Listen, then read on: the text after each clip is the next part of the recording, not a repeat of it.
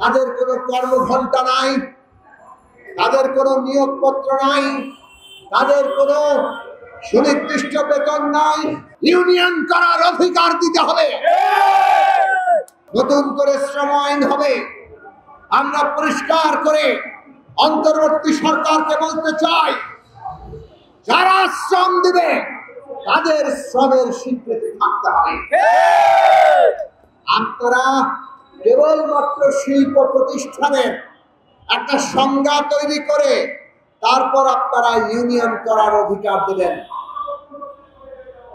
শিল্প প্রতিষ্ঠান যদি না হয় তাইলে আর তার শ্রমের কোনো স্বীকৃতি নাই, মূল্য নাই।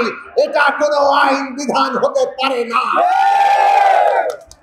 নাগরিক মর্যাদা মানে আপনাদের প্রথমে সকলের শ্রমের স্বীকৃতির ব্যবস্থা করতে হবে।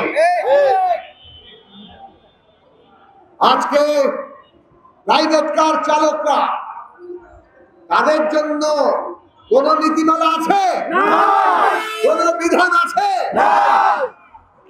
তারা যে শ্রম দেয় তাদের কোনো কর্মঘণ্টা নাই, তাদের কোনো নিয়োগপত্র নাই, তাদের কোনো সুনির্দিষ্ট বেতন নাই, তাদের বোনাসের সুনির্দিষ্ট বিধান নাই, তাদের কোনো সাপ্তাহিক ছুটি নাই।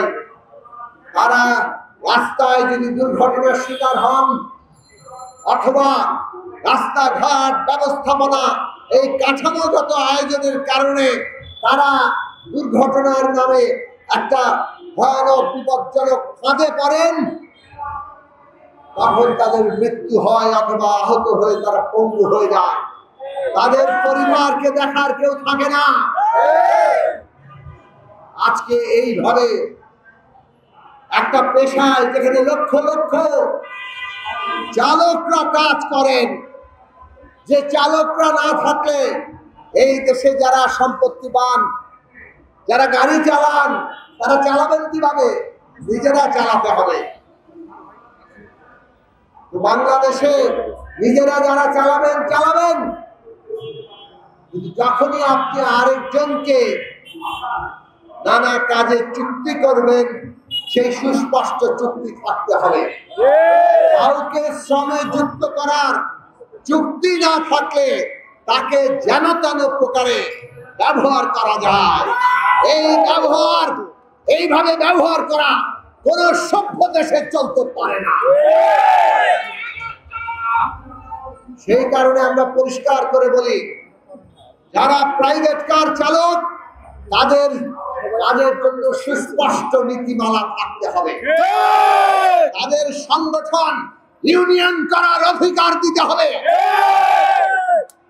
বাংলাদেশে কোন শ্রমিক, কোন ক্ষেত্রে, কোন পেশার মানুষ যাতে সংগঠন করার অধিকার থেকে, ইউনিয়ন করার অধিকার থেকে বঞ্চিত না হয়, সেইভাবে সংস্কার, আইন, বিধান, নীতিমালা আপনাদেরকে তৈরি করতে হবে।